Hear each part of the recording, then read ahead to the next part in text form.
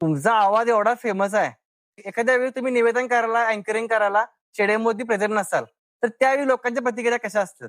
काय असते एक एक वेळा काही कामानिमित्त किंवा काही प्रकृतीच्या कारणास्तव मी जर 1-2 दिवस जर मैदानावरती आलो नाही, तर त्या संध्याकाळी 7-6:30 नंतर मला जवळजवळ नाही म्हटली तर एक 100 ते 200 फोन येतात की आज आम्ही सामनाच बघितलेला नाही.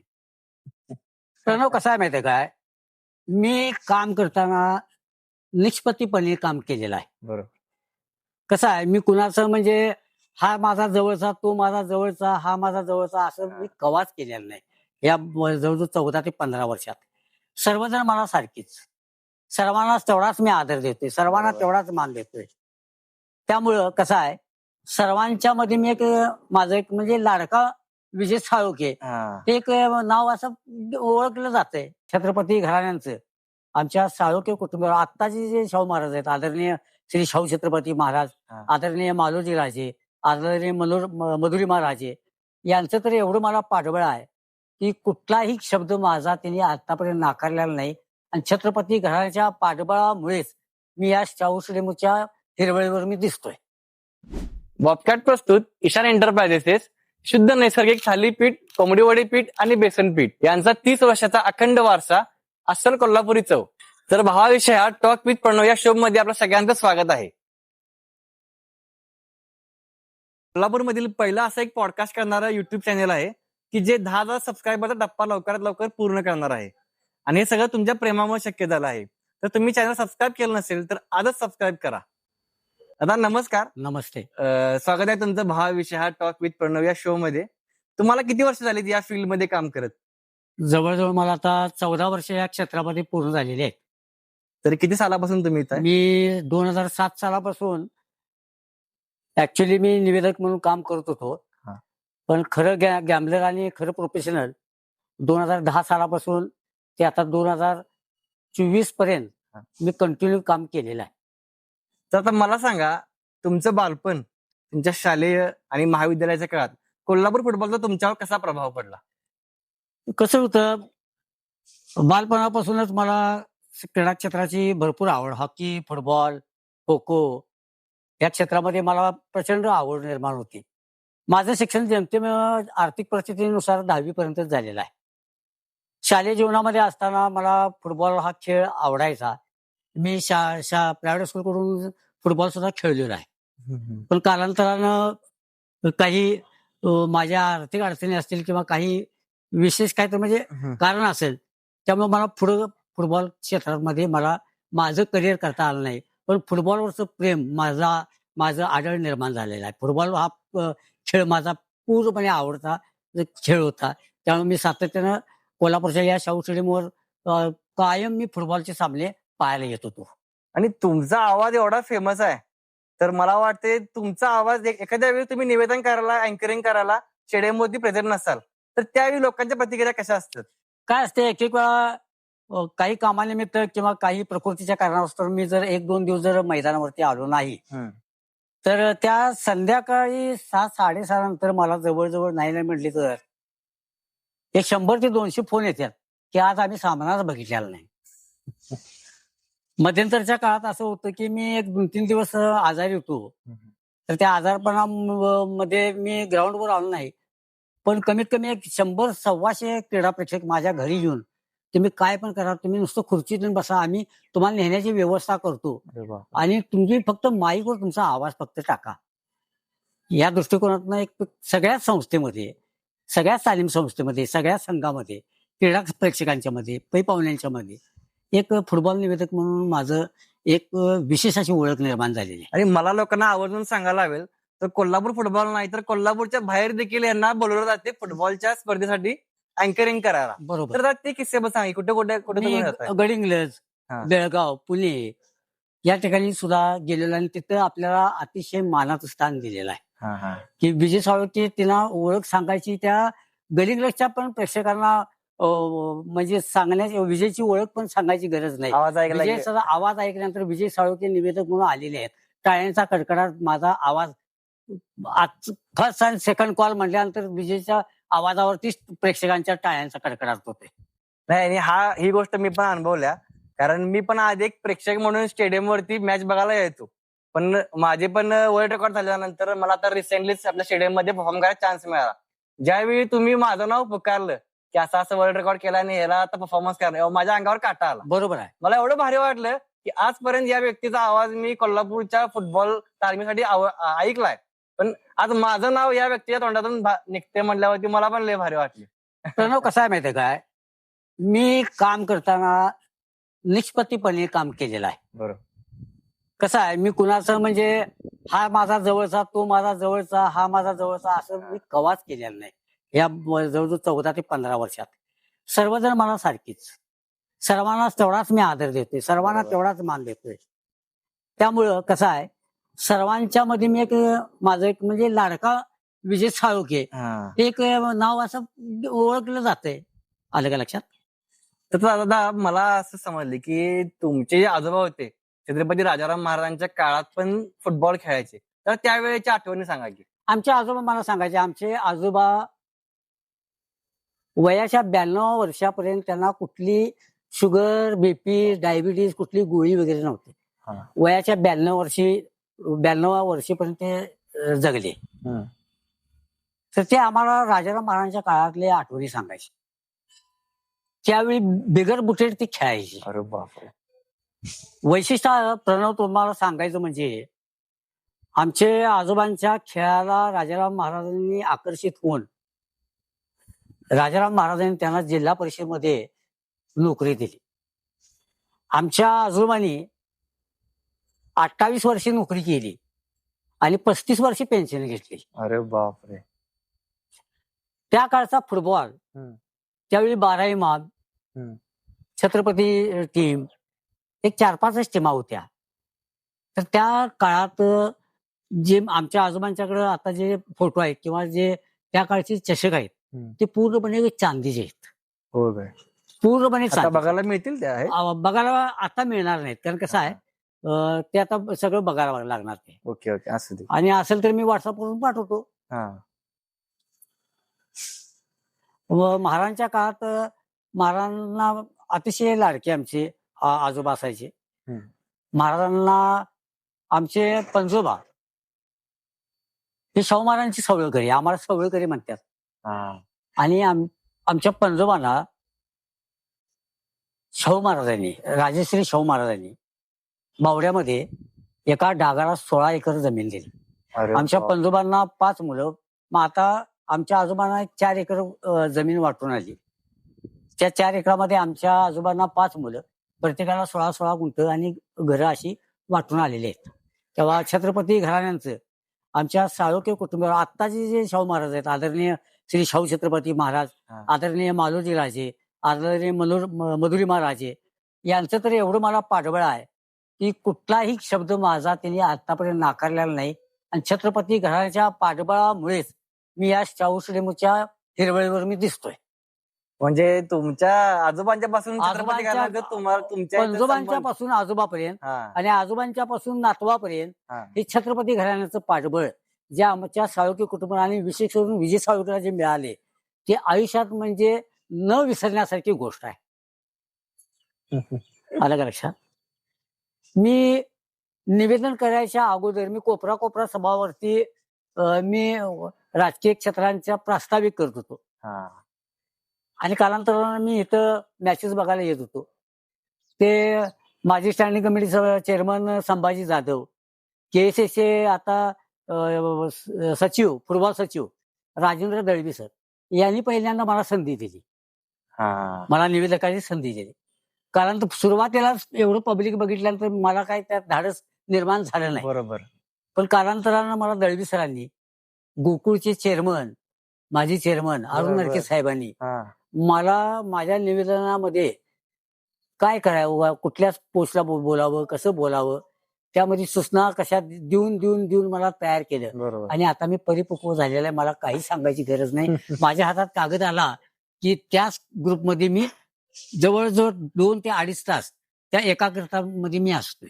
आता मी एक गोष्ट ऑब्झर्व केल्या, आता तसं बघायला गेलं तर फायनल मॅच असतील किंवा कोणतीही मॅच असू दे, गर्दी भरपूर असत्या तर एवढ्या गर्दीत तुम्ही मॅच संपल्यानंतर प्रत्येक न्यूज रिपोर्टरला तुम्ही बातमी व्यवस्थित कशी काय देऊ शकताय? सुरुवातीपासूनच मी जो सामना बघत असतो ते सामन्यात माझा त्यावेळी मोबाईल मी स्विच ऑफ केलेला असतो. बरोबर. माझ्यासमोर लेटर पॅड कागद ते असते. हम्म. त्या कागदावरती मी फॉरवर्डची पहिली नावं घेतलेली असतात. त्यानंतर हाफची नावं घेतलेली असतात. त्यानंतर डिफेन्सची नावं घेतलेली असतात. त्यानंतर गोलरक्षक याही संघाचा आणि त्याही संघाचा असं समांतर मी हे करून ठेवलेलं असते. कितवा मिनिट घड्याळ मी लावून ठेवलेलं असते. कुणाच्या पासवर गोल झाला, कितव्या मिनिटाला गोल झाला, कुणाला येलो कार्ड झालं, कुणी बाबा सामन्यामध्ये अतिशय हुल्लडबाज करून सामन्यामध्ये व्यत्यय आणला किंवा एखाद्या खेळाडू बरोबर शिवेगाळ केली, त्याला रेड कार्ड का दिलं, त्या रेड कार्ड देण्याचं कारण काय, त्यावेळीचे त्या सामन्याचे 4 रेफरी कोण, मेन मुख्य पंच, सहाय्यक पंच आणि 4th रेफरी हिंची मी नावं रेकॉर्ड केलेली असतात. ज्यावेळी 6:30 पूर्णपणे सामना संपल्यानंतर मी ज्यावेळी येतो त्यावेळी पत्रकार माझ्याकडे माहिती मागून घेतात. त्या माहितीमध्ये कोण चांगला खेळला, कुणाला येलो कार्ड मिळालं, कुणाला रेड कार्ड मिळालं, कुणाच्या पासवर कितव्या मिनिटाला पूर्वार्धात गोल झाला का उत्तरार्धात गोल झाला, मध्यंतराला सामना 1-1 होता का गोल 0 बरोबरच होता, मध्यंतरानंतर सामना संपायच्या वेळी ऍट ए टाइम झाल्यानंतर सामना संपायच्या वेळी एक क्षण असतो बाबा पूर्वार्धात संघ लीडवर आहे आणि ऍट ए टाइमला गोल झालाय ज्यादा वेळेत, त्यावेळी एक प्रेक्षकांच्यात आणि माझ्यामध्ये पण चुरस निर्माण होती. बरोबर. की ऍट ए टाइमला गोल झालाय, आता परत आणि पेनल्टीवर मॅच जाणार, तर ते घुणघुण असते. ते सगळे नोटेट करून सगळं लिहिताय? हा, ते लिहून माझ्याकडे 2010 सालापासून 2024 सालाचं रेकॉर्ड आजपर्यंत आहे.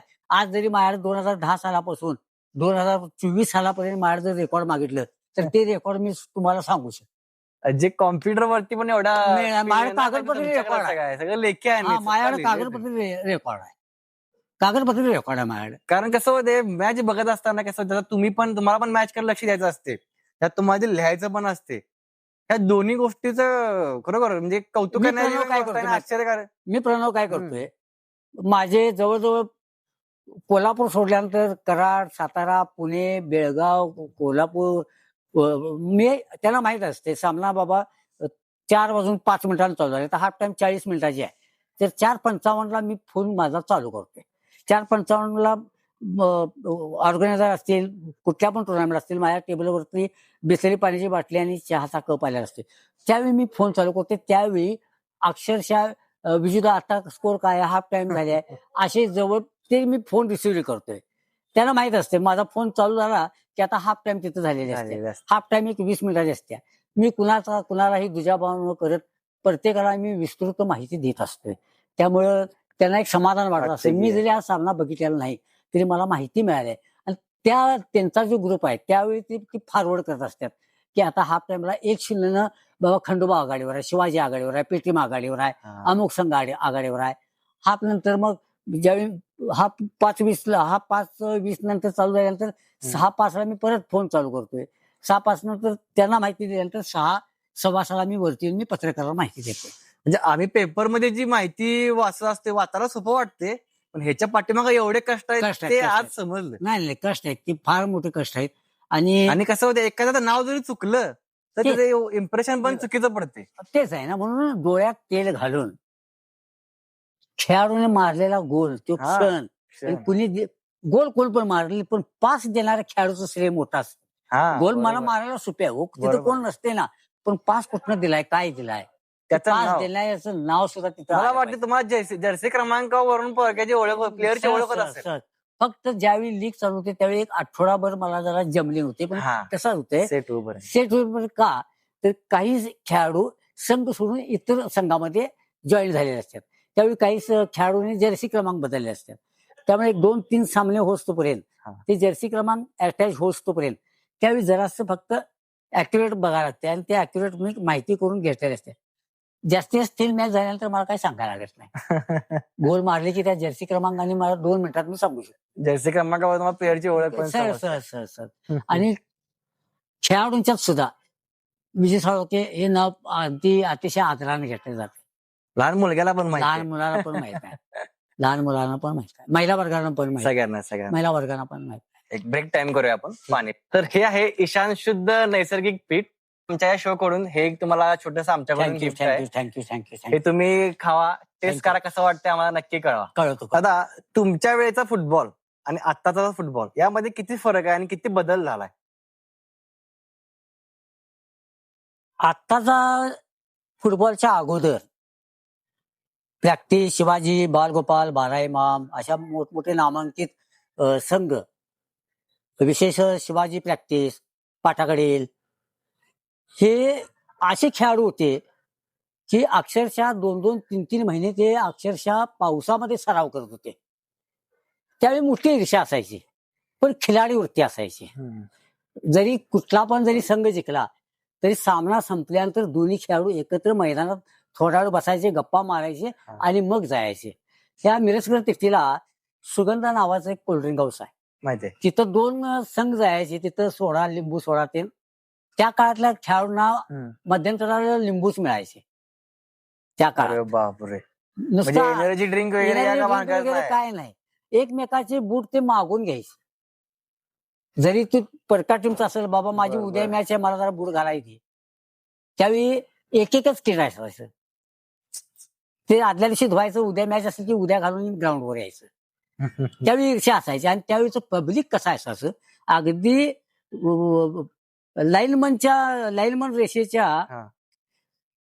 लाईनमन रेषेच्या पंचाच्या बाजूला पब्लिक बसलेला असायचं. अरे बाप, पण पब्लिक मध्ये पण ईर्ष्या मॅच असायची. इथंच असायच्या, ह्याच ग्राउंडवर साऊथ स्टेडियमवर असायची, काही गांधी मैदानावर असायच्या. आणि पोलो ग्राउंड वरती महाराजांच्या. त्यानंतर काच्या काळात चालू झाल्या, आता नंतरच्या काळात चालू झाल्या त्या. कारण आता संघाच्या व्याप्ती वाढलेल्या आहेत. बरोबर, जवळजवळ कित्येक संघ आहेत, व्यावसायिक झालेले आहेत. आता सुपर सिनियर गटामध्ये 16 संघ आहेत, ब गटामध्ये आहेत, त्यानंतर अ ब क ड संघ आहेत. ह्याचा पसारा एवढा वाढलाय की त्याला मैदान मिळत नाही, म्हणून पोलो ग्राउंडवरती आपण क गटापासून बरोबर. ब गटापर्यंत त्याचं रँकिंग लावण्याकरता ते घेतलेलं आहे. मला सांगा, त्यावेळी बक्षीस करता, यावेळी आपण बुलेट वाजता किंवा भरपूर त्यावेळी बक्षीस म्हणजे ट्रॉफ्याशिवाय पर्याय नव्हता. सन्मान चिन्ह असायचं, जास्तीत जास्त 2,000 असं बक्षीस असायचं.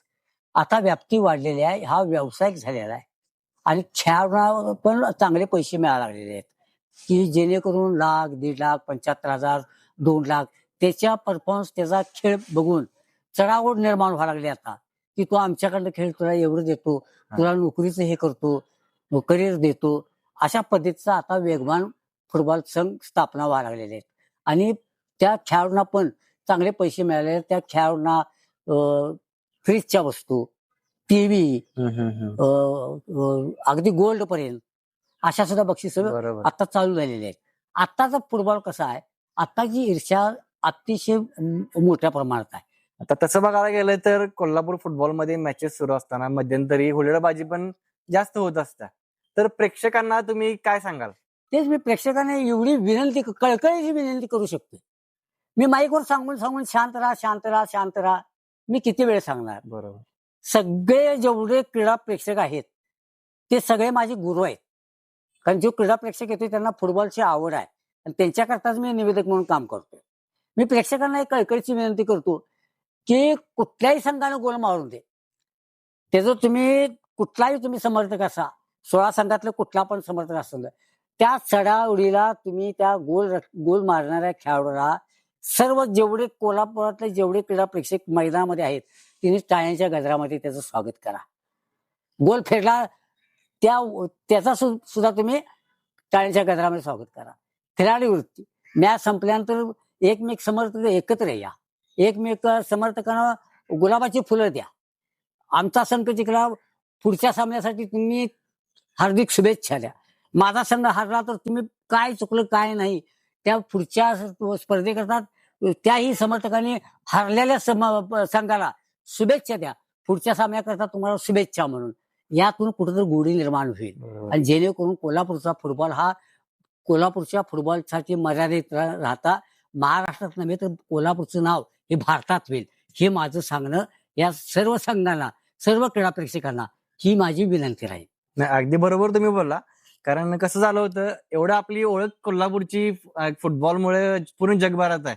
पण कसं होते, ह्या काही गोष्टी आहेत ना, या हायलाईट होतात सगळ्या सोशल मीडियावरती असू दे किंवा न्यूजपेपरमध्ये होते की बाबा मॅचेस चालू असताना अशा पद्धतीने बाटल्या फेकल्या किंवा काय केलं.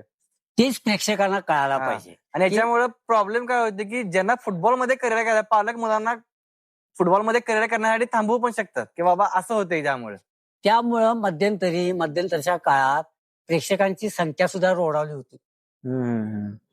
आलं का लक्षात? बरोबर. पालकच आपल्या पाल्यांना मैदानावरती अजूनही राष्ट्रीय आहे, अजूनही वचक आहे. मला गर्दीवरनं लक्षात येते. काही पारंपरिक संघ असतील तर त्याच टायमाला तुम्हाला गर्दी बघायला मिळते. बघायला मिळते. काही ठिकाणी बघायला मिळत नाही. मी क्रीडा प्रेक्षकांना, खेळाडूंना मी तुमच्या माध्यमातून एक विनंती करतो की बाबा आपण एक 2 तासाकरता मैदानावरती आलेलो असतोय, पण एक 20 मिनिटाकरता आपण जे आपल्या हातातनं जे काय कृत्य होतंय बरोबर. ते मीडियामध्ये ते प्रसिद्ध होते. ह्यानं तुमची प्रतिमा खराब होत नाही, संस्थेची प्रतिमा खराब होते आहे. तेव्हा संस्थेचं नाव कसं आपण वाढवायला पाहिजे, कसं आपण त्या संस्थेकरता काम केलं पाहिजे, त्याचं भान राखून आपण आपल्या खेळाडू वृत्तीप्रमाणे इतरांना, जर बाबा आपल्या शेजारीच कोणतरी काहीतरी हुल्लडबाज करायला लागला असेल तर त्याला कशा पद्धतीनं समजावून सांगून शांत करून मॅचचा आनंद कसा लुटावा ह्या दृष्टिकोनातून तिने काम केलं पाहिजे. आणि सारी सूचना केली, कारण याचा फरक पण नक्कीच पडेल. आणि मला काय वाटतंय माहिती काय, कारण कसं होते आता ज्यावेळी एखाद्यांना खरोखर मॅच बघायची उत्सुकता असते, पण ह्या गालगोट म्हणजे ह्या हुलडबाजीमुळे काय होते, त्यांना सेफ पण वाटत नाही मॅच बघायला येताना. बरोबर आहे, जे प्रेक्षक गॅलरीमध्ये बघून मॅच बघणार तरी कसं, बरोबर आहे, बरोबर वरून काहीतरी पडलं, बरोबर आहे, बरोबर दुखापत झाली, मध्यंतरी लहान मुलांना पण काही दुखापत झाल्या होत्या. झाल्या होत्या नक्कीच. झाल्या होत्या. की माझी पण सगळ्यांना विनंती आहे की तुम्ही या, एन्जॉय करा, आपल्या टीमला सपोर्ट करा, पण असं काय व्हायला नको की जेणेकरून आपल्या टीमला किंवा स्पर्धेला काय गालबोट काय लागायला नको. कसं आहे माहिती का प्रणव, स्पर्धा घेणं सोपं नाही आहे. त्या ऑर्गनायझरला कने 12 दिवस रात्रंदिवस झोपा लागत नसतात. उदाहरणार्थ उद्या बाबा हा व्होल्टेज सामना आहे, तर त्याला आदल्या दिवशीपासून पोलीस प्रशासनाबद्दल किंवा आपण नेमलेले गार्ड, तिकीट विक्रीपासून हे सगळं त्यांना काळजावरती दगड निर्माण करून तो सामना कशा पद्धतीनं पार पाडावा लागेल. कारण उद्घाटन असते, उद्घाटन झाल्यानंतर सामना असतोय, बरोबर. त्यावेळी प्रचंड क्राऊड असतोय. त्या क्राऊडला पोलीस प्रशासनाला सूचना देत असतात, तरी सुद्धा काही प्रेक्षक ऐकत नाही. मग ते पोलिसांचा सौम्य लाठीमार, हा जर लाठीमार झाला तर हे दुर्दैव आहे ना फुटबॉलचं. कारण हुल्लडबाज हे करायला लागला आणि त्याच्या शेजारी 2-3 चांगली बसलेली असतील आणि त्या हुल्लडबाजांना जर सौम्य लाठीमार जर पोलीस करत असतील तर त्याच्याबरोबर त्या आजूबाजूच्या पण मग त्या भीतीनं ती दोघं यायची बंद होत्यात. त्याच्यामुळे 4 जण बंद होत्या. मग तुम्हाला जर फुटबॉल वाढवायचा असेल तर मी जे आता मागाशी तुम्हाला उपदेश केलेले आहेत त्या उपदेशाचं जर तंतोतंत तुम्ही जर पालन केलं तर कोल्हापूरचा फुटबॉल हा कुठल्या नकाशावर जाईल याचा तुम्ही गांभीर्याने विचार करा. आणि माझ्या सूचना जर योग्य असतील तर या सूचनेचं तुम्ही तंतोतंत पालन करा. आता मला अजून एक भारी विचारायचं की तुमच्या आजपर्यंतच्या या प्रवासात असं कोणते क्षण आहेत जे फुटबॉल मधले तुम्हाला आठवणीत कायम, म्हणजे कायमस्वरूपी तुमच्या आठवणीत आहेत? कायमस्वरूपी आठवणीत म्हणजे एक मजेशीर किस्सा सांगायचा म्हणजे वैयक्तिक बक्षिसाचा एक सांगतो. ते माझ्या म्हणजे काळजाला भेटणार आहे. त्यावेळी रोखीची बक्षिसं, वस्तू स्वरूपाच्या बक्षिसं, अगदी बकऱ्याचे पाय, मुंड्या अशी सुद्धा बक्षिसं यायची.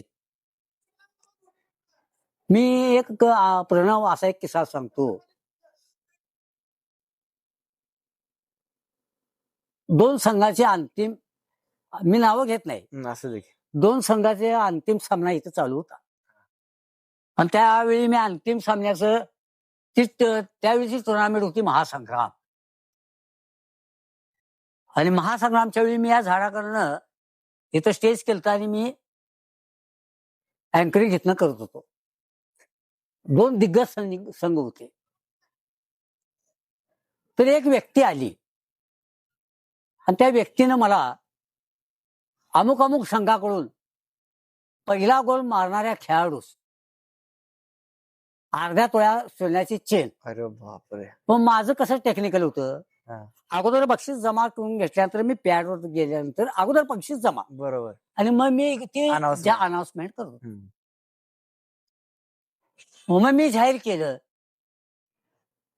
या संघाकडून कोणत्याही खेळाडूने पहिल्या गोलची नोंद केल्यास अमुक अमुक यांच्याकडून अर्ध्या तोळा सोन्याची चेन ही भेट म्हणून आलेली आहे. तर कालांतरानं 5 ते 10 मिनिटांनी कालांतर त्या संघाकडचा गोल झाला. झालं. त्याचं मी नाव लिहून घेतलं. हा. नाव लिहून घेतल्यानंतर मी माईकवरून त्या ज्या खेळाडूनं गोल मारला हम्म. त्याला मी माईक बशी बोललो आणि जो संयोजक होता हम्म. त्या संयोजकाची एक सही आणि तिची एक सही मी घेतोय. माझं एक बक्षीस देण्याचं हे आहे, पोच झाल्याची बरोबर. खेळाडूची एक सही हा. आणि संयोजक कुणाच्या बरोबर. मार्फत बक्षीस मिळालं हम्म. आय विटनेस कोण होता त्यावेळी हम्म. तिची एक सही मी माझ्या पॅडवर घेतोय. त्याला मी अर्ध्या तोळ्याची चेन दिली. ती चेन दिली. सगळं झालं. पत्रकारांना बातम्या दिल्या हे त्यांचं सगळं झालं. दुसऱ्या दिवशी ती खेळाडू आणि त्या संस्थेचे पदाधिकारी माझ्या घरात माझ्या आंघोळ पण झाली नव्हती. हा. विजयराव करत जिल्ह्यातनं वर आले. तर त्या संस्थेचा पदाधिकारी म्हणला विजयराव म्हणले ही बेंटेजची चेन आहे. मी तर काय ग्राउंडवर पण गैरसमज काय होतोय मला सुरुवातीच्या टायमाला मला चेन दिली आहे हा. त्या मुठीत काय पण होऊ शकते ना. विजय साळुंकेकडे चेन दिली गोल्ड चेन म्हणून मी उल्लेख केला. बरोबर. मग ती मी गोल्ड चेन द्यायला पाहिजे ना. मी काय सोनार का काय. मी विश्वासाने घेतली. तुम्ही काय घेतली आणि ठेवली आणि ठेवली. सही नंतर समजा काय असेल ती प्रोसेस केली. ज्या व्यक्तीने मला चेन दिली तिची पण सही माझ्याकडे होती. त्याचा हा. मोबाईल नंबर होता. तिने माझं नशीब एवढं चांगलं ती व्यक्ती मिरजकर टिकसीच्या परिसरात होती. हम्म. मग त्या पदाधिकाऱ्याने माझ्या घरात बोलून घेतलं आणि ती जिन्यातनं वरती माझ्या घरात येताना हसा लागली. विजयराव तुमची काय चूक नाही म्हटली. मी माझं नाव कमी न करता मी ही बेंटेजची चेन तुम्हाला दिली. हा, हा, हा. तो खुलासा केल्यानंतर माझे हात थरथर कापाल. तर मला हिवाळ्याचे दिवस असताना सुद्धा घामाचंही झालं. त्यानंतर केसच्या माध्यमातून एक निर्णय झाला कुठल्याही वस्तू स्वरूपात बक्षीस स्वीकारलं जाणार नाही. ते 2010 सालापासून 2024 सालापर्यंत कुणाला जर बक्षीस द्यायचं असेल तर रोखीच्या स्वरूपात ते पण 500 रुपयाच्या पटीत बरोबर. हे बक्षीस द्यावं. त्यानंतर हा नियम अंमलात आला. ते एक थरारक गोष्ट थरारक गोष्ट होती. दुसरी गोष्ट बक्षीस समारंभ झाला कुठला पण संघ विजयी येऊन दे त्यांच्या आनंदाच्या प्रतिसाद त्यांचा जेवणाचा कार्यक्रम असायचा. बरोबर. हा. प्रणव आजच्या इतिहासात मी म्हणजे 5 महिने मी घरामध्ये जेवलेलोच नाही अशी मला आमंत्रण येतात. मग ते पाटाकडे तालीम असून दे शिवाजी तरुण असून खंडोबा तालीम असून दे वेताळमाळ असून दे बुधवारपेठ असून दे जेवढे कोल्हापुरातले संघ आहेत त्यांचं आमंत्रण हे मला आवर्जून असते. आणि जर मी जोपर्यंत तिथं जात नाही तोपर्यंत जवळजवळ 20 ते 25 बोल विजयराव तुम्ही आलं पाहिजे त्याशिवाय आम्ही ताटाला हात लावणार नाही. त्यामुळे मी एक प्रेमाखातर त्यांच्यामध्ये गेलेलो आहे आणि त्यांच्यामध्ये सगळ्या संघामध्ये मी मिसळलेलो आहे. पण कवाई मी असा दुजाभाव केला नाही. मी पीटीएम परिसरात राहतोय म्हणून माझा संघ पीटीएम आवडता असा कवाई दुजाभाव केलेला नाही. जो संघ 16 संघ आहेत जे आता कोल्हापुरात जेवढे संघ आहेत ज्याचा परफॉर्मन्स चांगला आहे जो जिता वही सिकंदर त्याला मी शाबासकीच देणार. जो संघ पराभूत आहे त्या पराभूत संघातल्या कॅप्टन किंवा त्यांना कोचना सांगणार बाबा आज तुमची फॉरवर्डचा खेळाडू नोंद झाली गोलकीपरच्या ह्या मिस्टेक झाल्या ह्या तुम्ही जरा सुधारणा करा. ते सुद्धा माझा ऐकून घेतात सुधारणा ते करू शकतात. जो संघ विजयी झाला या खेळाडूंना आज चांगल्या खेळाचं प्रदर्शन केलं ह्या डिफेन्समुळं ह्या फॉरवर्डमुळं ह्या हाफमुळं तुमचा संघ आज विजयी झाला. पुढील वाटचाली शुभेच्छा. पुन्हा ह्याच्यामध्ये काय सुधारणा केली पाहिजे याच्या सुद्धा मी त्यांना हिंट देत होतो. म्हणजे 16 संघ माझा एक संघ आहे आणि मी या संघाचा फॅन आहे असं मी ह्या 15 ते 14 वर्षात कवाई केलेलं नाही. क्रीडा प्रेक्षकामध्ये हा समर्थक इथे बसलाय हा समर्थक इथे बसलाय ह्याचं नाव घे त्याचं नाव घे असं मी कवाई केलेलं नाही. जे संघ माझे आहेत ते सगळेच समर्थक माझे आहेत. सर्व समर्थक माझे लाडके आहेत. आज शिवाय पेठेत गेलो मंगळवारपेठ परिसरात गेलो राजारामपुरीत गेलो बुधवार पेठेत गेलो आवर्जून लहान मुलांपासून वयोवृद्ध ज्येष्ठापर्यंत विजयराव विजुदा ही पदवी बहाल केलेली आहे आणि मला पण अभिमान वाटतोय की इथं जरी गेलो तर विजुदा काय कसं काय हे मला चांगल्या पद्धतीने ओळखतात आणि आपण पण त्यांच्याकरता त्यांना मान देतोय. ज्येष्ठ असेल तर त्यांना नतमस्तक होतोय. बरोबर. लहान मुलगा असतो तर त्याला नमस्कार करतोय. ते आवर्जून विचारतात, विजेता पीटीएमची मॅच कवा आहे? विजेता मंडळची मॅच कवा आहे? विजेता बुधवारची मॅच कवा आहे? खंडोबाची मॅच कवा आहे? माझ्या व्हॉट्सअपला सगळ्या असतात. सगळं. 2 मिनिटं बाबा थांब. तुझा व्हॉट्सअप आहे का?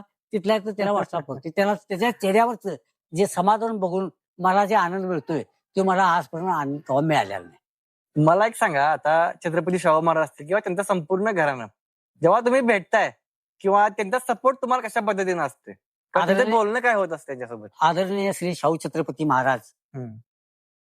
आदरणीय श्री मालोजीराजे छत्रपती, आदरणीय श्री यशराज राजे छत्रपती,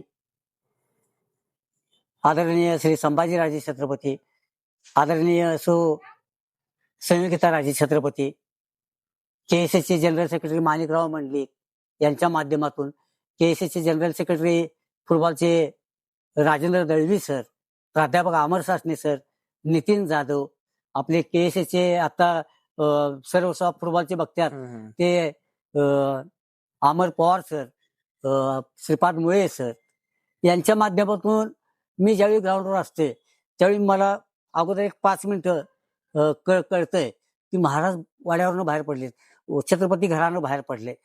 ज्यावेळी वरती महाराज पोर्च वरती येतात त्यावेळी मला मिस कॉल फक्त पडतोय. त्यावेळी मी पाठीमागे सुद्धा बघत नाही. माझ्या लक्षात येते की छत्रपती घरानं पूर्णपणे मैदानावरती आलेला आहे. सुरुवातीला जाऊन महाराजांचा आशीर्वाद घ्यायचा.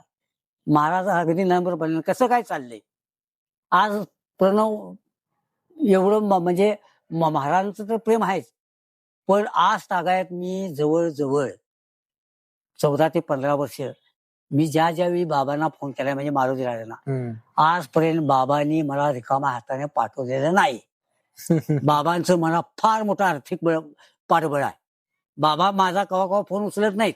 बाबा महत्वाच्या कामात असतात, पण ज्या अर्थी बाबाचा फोन उचलत नाहीत, बाबांचे पी विलास याचा दुसऱ्या दिवशी मला 11 साडे 11 वाजता फोन येतोय, विजयराव तुमचं लोकेशन कुठं आहे? मग मी सांगतोय पापा टिकटेला सूर्यकांत हॉटेलमध्ये आहे. काल बाबांनी महत्वाच्या कामात होते आणि बाबांनी तुमचं काम केले, वाड्यावर या. वाड्यावरून मला पाकिट देत. पण आजपर्यंत मला बाबांनी कवाही मोकळं पद्धतीनं मला पाठवलेला नाही. असं माझ्यावर आजही, पहिलेही आणि उद्याही छत्रपती घराण्याचं प्रेम माझ्यावर आहे. यात मला म्हणजे माझे आई वडील आता नाही आहेत, पण छत्रपती घराण्याकडे बघून तेच माझे आता आई वडील आहेत या दृष्टिकोनातून मी आता जीवन जगतोय. त्याचप्रमाणे माझे लहान बंधू दिलीप साळुके, या दिलीप साळुकेनं मला अक्षरशः सांभाळले म्हटलं तरी वावगं ठरणार नाही. कारण दिलीप साळुके हा माझा लहान भाऊ, या जवळजवळ मला 14 ते 15 वर्ष मला या क्षेत्रातनं मानधन चांगल्या प्रकारे मिळते, पण मला त्यांना आयुष्यात कधी विचारणार नाही तुला मानधन किती मिळते काय मिळते. आणि प्रणव या माध्यमातनं माझी सेवा बघून, या अस्मिताच्या शिक्षा माध्यमातून, छत्रपती घराण्याच्या माध्यमातून, केएसएच्या माध्यमातून माझ्या ऐपत नसताना मला ज्युपिटर गाडी सुद्धा मला भेट दिलेली आहे. अरे बापरे, भारी. आणि ही संपूर्ण मी जी आता रामायणाची फुटबॉलच्या वरची जी कथा सांगितलेली आहे तिची एक आढळ निर्माण म्हणजे पैजारवाडीचे चिले महाराज. 10 वर्ष झालं एकही मी गुरुवार चुकलेला नाही. महाराजांचा मला साक्षात दृष्टांत झालेला आहे. महाराजांच्यामुळं मी अनेक त्रस्त आजारात मी बरा झालेला आहे आणि महाराजांची मला आघात लिहिला या दृष्टिकोनातून यातून मला पुढे नेत आहे. आणि असाच महाराजांचा मला त्याचबरोबर क्रीडा प्रेक्षकांचा, छत्रपती घरांचा, केएसएचा, जेवढे कोल्हापुरातले मान्यवर आहेत, जेवढे आमदार आहेत, जेवढे खासदार आहेत, जेवढे मंत्री आहेत, त्यांचं मला पाठबळच आहे. यापुढेही तुमच्या माध्यमातून सांगू इच्छितो की मला असंच त्यांचं याही पुढं मला पाठबळ मिळावं. आणि आज तुमच्या माध्यमातनं, प्रसार माध्यमातनं मी आज तुमच्या माध्यमातनं प्रेक्षकांच्या पर्यंत पोहोचणार आहे. आज माझी तुम्ही पण मला बहुमूल्य वेळ दिलेला आहे. 1 वर्षाला वाट बघा तुम्ही. 1 वर्ष माझी वाट बघायला आहे आणि आज पण मला वेळ मिळालेला आहे. या माध्यमातून तुम्ही चांगल्या पद्धतीने प्रश्न विचारले आणि माझ्यातनं प्रेक्षकांच्या मध्ये म्हणा किंवा खेळाडूंच्या मध्ये म्हणा मी आताची जी काय मुलाखत दिलेली आहे यामध्ये जर काय इकडे तिकडे जर झालं असेल तर मला तुम्ही माझे मोठे बंधू म्हणून मला माफ करा. माझं जेवढं आवडलं असेल ते तेवढं तुम्ही घ्या. हा. जे आवड नसेल ती बाहेर काढून टाका, पण मनामध्ये कुलशीत ठेवू नका. आणि तुम्ही ज्या पद्धतीनं या फील्ड मध्ये आला निवेदन करायला, ते पण असं ऐकले आणि आता प्रत्यक्षात बघायला बघितलंय पण लहानपणापासून स्टेडियम मध्ये मॅच बघायला येते. पण तुम्ही कुठली अपेक्षा न करता तुम्ही या फील्ड मध्ये तुम्ही काम केले असं मला तर वाटतं. बरोबर आहे. कारण की तुमच्या बोलण्यातून पण त्या गोष्टी येत होत्या की बरोबर. बाबा आता मी अँकरिंग करते म्हणल्यावरती मला हे मिळालं पाहिजे, मला ते मिळालं पाहिजे. आज हे प्रणव सांगतो, 2007 सालापासून 2010 सालापर्यंत फायनलची मॅच झाल्यानंतर मिरजकर टेकडीला एक सुधींची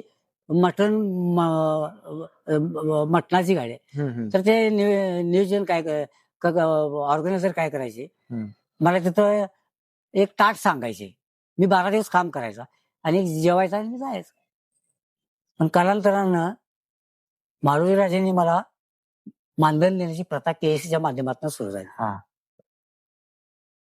ज्यावेळी आता तुम्ही स्पर्धा घेणार आहे, आता त्यांना माहीत झालेलं आहे मी परिपक्व झालेलो आहे. मला उद्घाटनाला येणारे पाहुणे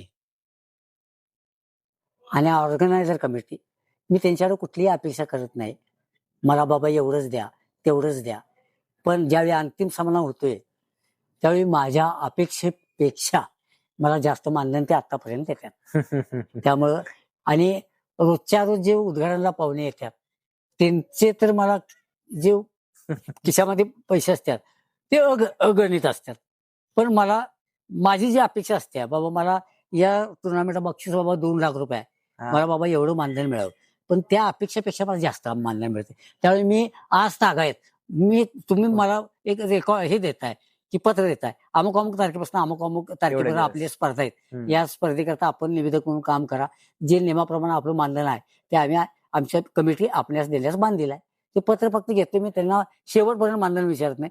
अंतिम सामना झाल्यानंतर, बक्षीस समारंभ झाल्यानंतर जिने मला पत्र दिले त्यांना मी जातानाच फोन लावतोय, मी येऊ का थांबू, तर तुम्ही जावा. दुसऱ्या दिवशी त्यांचा माणूस येऊन मला पाकिट देते. पण त्या पाकिटात ज्यावेळी मी जे मानधन मोजतोय त्या अपेक्षापेक्षा दीडपट जास्त असतं. अरे बापरे, दीडपट जास्त असतं. म्हणजे लोकांचं प्रेम आहे. त्यामुळे आज मला कुणाकडं मला मानधन एवढं द्या, मी हट्टवाद कवा केलेला नाही आणि इथून पुढे सुद्धा करणार नाही. एखाद्यानं जर मला म्हणलं विजुदा तुम्हाला मी मानधन देणार नाही, त्याच्या आनंदाने मी काम करेन. याच क्षेत्रात मी झोकलेलो आहे, या क्षेत्राची मला आवड आहे, या क्षेत्रामध्ये मला सर्वांनी डोक्यावरती उचलून घेतलेलं आहे. पैशापेक्षा माझी कला जर प्रेक्षकांना आवडत असेल तर पैसा हा श्रेष्ठ नाही, कला ही मोठी आहे. येणारा फुटबॉल सीझन आहे, काय बघायला मिळणार तुम्हाला, काय याचा अंदाज आहे का, काय नवीन काय जोपर्यंत मी मैदानावरती पहिली फेरी चालू होत नाही तोपर्यंत मला त्याचा अंदाज येत नाही. त्यांची संघाची खेळाडूंची बांधणी पहिल्याच ह्याच्यामध्ये सेटलमेंट होत नाही. म्हणजे कसं आहे, एक आता काही उदाहरणार्थ काही गोव्याचे खेळाडू असतात, काही बेळगावचे असतात, काही केरळचे असतात. स्थानिक खेळाडू आणि त्यांचा परफॉर्मन्स तो मॅच व्हायला 1-2-3 सामने जावे लागतात. बरोबर. त्यानंतर तुमची ती एकाग्रता, तुमचं काय चुकते, पासेस देणं हे घेणं हे 3 सामने झाल्यानंतर त्याचा मला पूर्णपणे अंदाज येतोय, बाबा सरसकट वरचढ कोण होईल, काय होईल. त्यावेळी मी माझ्या व्हॉट्सअपच्या माध्यमातून मी तुम्हाला कळवत राहील. सुरुवात काय सांगू शकत नाही. आलं का लक्षात? थँक्यू सो मच दादा, तुम्ही मला तुमचा वेळ दिला आणि आमच्या शो मध्ये येऊन तुमच्या आठवणी सगळ्या सांगितल्या, त्याबद्दल मनापासून धन्यवाद. तर विशाल पब्लिक, तुम्हाला हा पॉडकास्ट कसा वाटला कमेंट मध्ये मला नक्की सांगा आणि असाच विषय हा ढीग प्रेम द्या.